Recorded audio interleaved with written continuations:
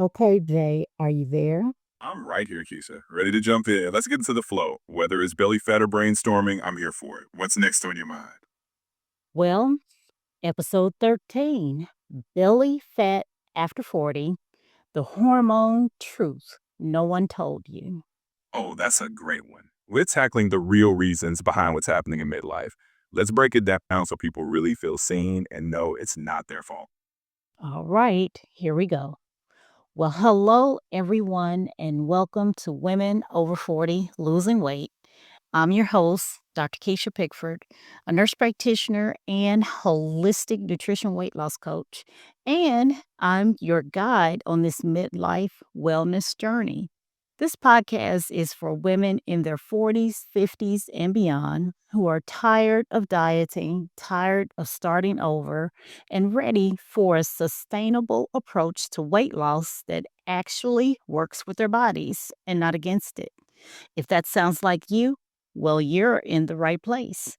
And joining me, as always, is my co host, Jay, our resident fitness coach and strength training specialist. Glad to be here. And you know, if your solution to belly fat has been running yourself into the ground, well, we've got some real talk coming. Yes, we do. Because today we're talking about something that hits almost every woman after 40. I know it hit me, belly fat. That lower abdominal weight that seems to appear out of nowhere, even when we're eating right and eating about the same, and even when we're working out. And this is part one, Jay, of a two-part series that we're going to be doing. So today we're breaking down part one about what's happening inside your body. Let's get into the science of it. After 40, women naturally lose muscle, insulin sensitivity goes down, and hormones shift. It's not about willpower, it's just biology. That's correct, Jay. The science. Women do lose about 3 to 8% of muscle per decade starting in their 30s. And after 40, insulin sensitivity can decrease by up to 30%. And those estrogen levels, they begin to fluctuate when we hit perimenopause, and up to 80% of women report unintentional weight gain during midlife. So you're right. It's not about you doing the wrong thing or that you're not motivated. It's just the body shifting naturally, doing the biology that's there. And most women, when they notice those changes, they try to do more cardio and eat less, which usually backfires. Yes, it backfires. I know it did for me as well.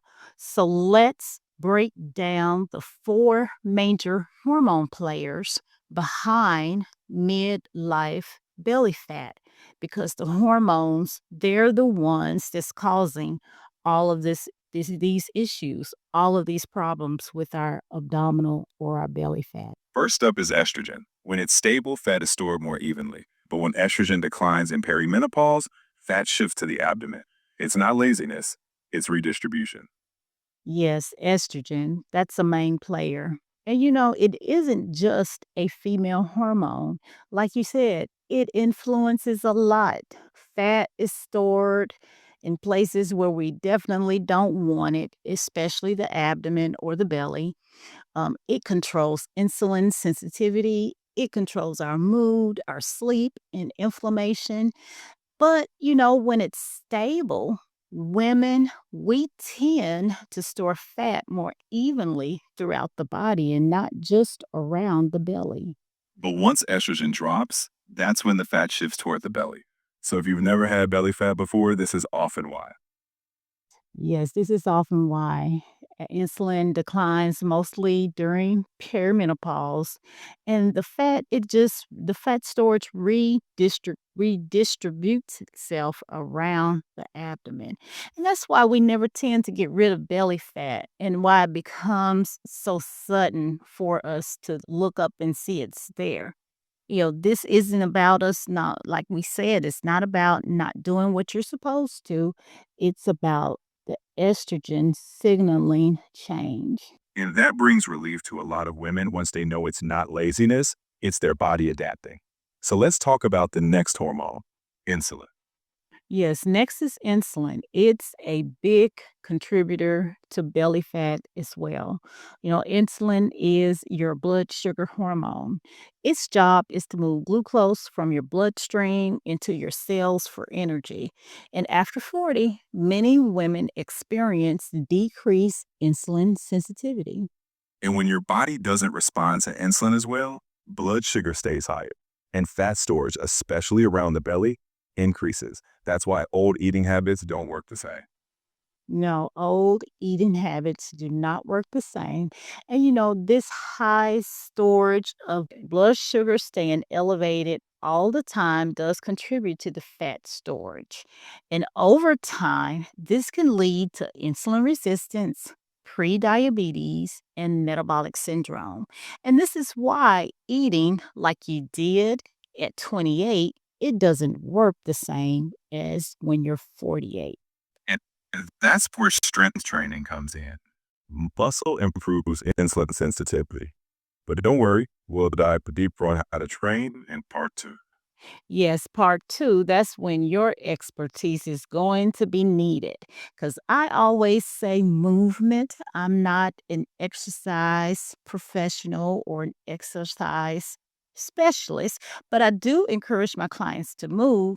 So in part two, we'll go a little bit deeper on that end, and we will hear more from you, Jay, and you help us with the exercise, the movement, the weight training, and on how to get our belly fat down.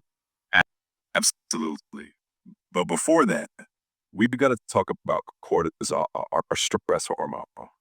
And let's be honest, women over 40 have a lot on their plate. Yes, cortisol. We do have a lot on our plate, and cortisol, our stress hormone, it's a major player. Women over 40, we are juggling a lot. Careers, taking care of aging parents. We even have our adult children still at home. I know I do. Marriages, divorces, businesses, bills, health concerns, all of it. I could keep going and going, and I'm pretty sure the list would go well beyond this episode. But stress is a major player and a major contributor to belly fat. When cortisol stays high, it promotes fat storage around the abdomen. It increases cravings, disrupts sleep, and raises inflammation. You can't out diet chronic stress. No, you cannot.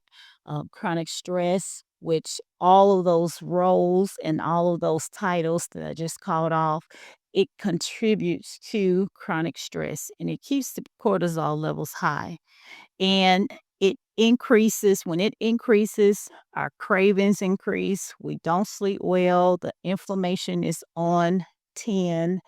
And research consistently links high chronic cortisol to central adiposity, meaning belly fat is increased when cortisol is too high. And yes, you are correct. You cannot out diet cortisol. And that brings us to the final hormone, thyroid. Where your thyroid slows down, even slightly, it impacts your metabolism and can make weight stick around. Yes, that's true. A lot of women in this age group have a lot of thyroid issues. Most people in this age group are diagnosed with hypothyroidism. And when the thyroid does not work or perform at its peak, and metabolism is extremely affected and it can slow down and increase weight retention. And many women in their 40s and 50s, they experience subtle thyroid shifts, which mean they feel fatigue, they have slower weight loss, they have stubborn weight gain. And a lot of women don't put this together, or even sometimes our primary care physicians may not always think about the thyroid.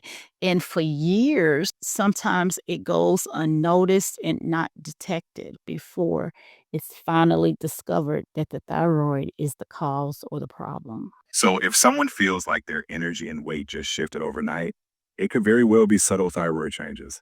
It's not in their head. Correct. It's not in their head.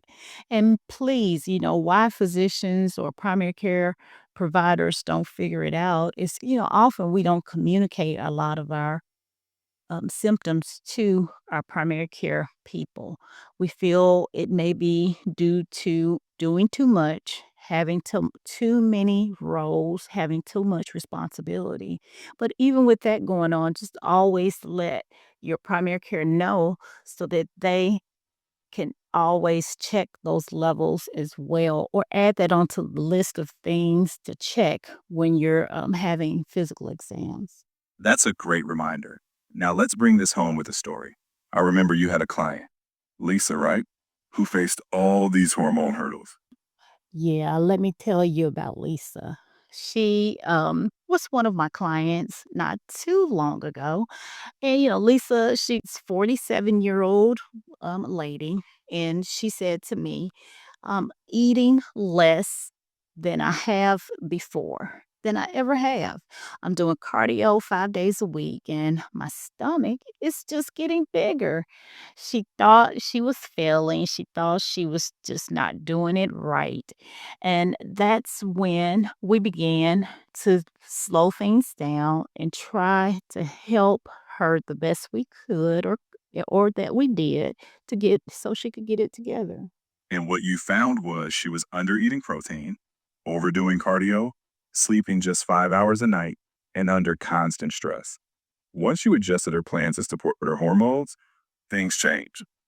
Yes, things did change. We redid her schedule, got her eating together, helped her with movement and cardio, and we actually gave her some routines to do during the night for sleep. And she began to lose inches. She didn't drop 20 pounds overnight, but the inches began to come off of her belly, and her circumference of the belly began to decrease within a 6-week time period because we worked with her hormones and we didn't work against them. And that's where your Fresh Start framework shines. It's not about willpower, it's about honoring the phase of life you're in. Yes, and that's where the Fresh Start does come in. At Fresh Start, or with our Fresh Start framework, we focus on 5 pillars: food freedom and foundation for letter F. Letter R is where we help our clients to rewire the mindset. In letter E, we help with elevating the habits and getting a habitual, good, healthy habitual lifestyle. Letter S, we simplify the environment because your environment, it plays a major role in your success. And letter H, we honor your whole health because we know you are just not the food. You also are mind, body, and soul. So we look at the whole person. And belly fat after 40, it isn't about willpower. And with the Fresh Start framework, we know this. And so we help you to build systems that actually will help you with success in weight loss or weight management. And it's but all about too honoring the hormonal phase of your life, that phase that you're in. Exactly. Today was all about understanding the biology. In part two, we'll get into the practical solutions: how to eat, how to move, and how to reduce stress realistically. Yes, we will. And, that is very important as well. Part two is going to be very exciting because we will learn about training for your metabolism and how to reduce your cortisol, without quitting your life and, how to reset your environment for success. So, if you've been looking at your midsection and thinking, what is wrong with me? Well, Actually, nothing is wrong. Hopefully, with this two-part series, we'll be able to help you learn or know how your hormones are shifting and how your strategy must shift too. And next week, we're giving you the blueprint, so be sure to tune in. Thanks for spending time with us today. If this helped, subscribe so you never miss a Friday. And if you want more support, head to amplehealthandwellness.com. We'll see you next week. Yes, head to the website, amplehealthandwellness.com. And also, if you would like to learn more on my book, The Wait is Over, it has a lot of information and it is a great, reasonable, easy to read guide to help you on your weight loss journey. And Jay and I will see you next week. Until next time, I need everyone to give yourself grace, take care of your health, and please keep moving forward. Until next time, Jay and I will see you next week. Bye. That flow sounded natural. You kept it conversational, informative, and the transitions made it easy to follow. I think your listeners are going to feel both seen and supported. Yes, I hope they will feel seen and supported. That was a great run.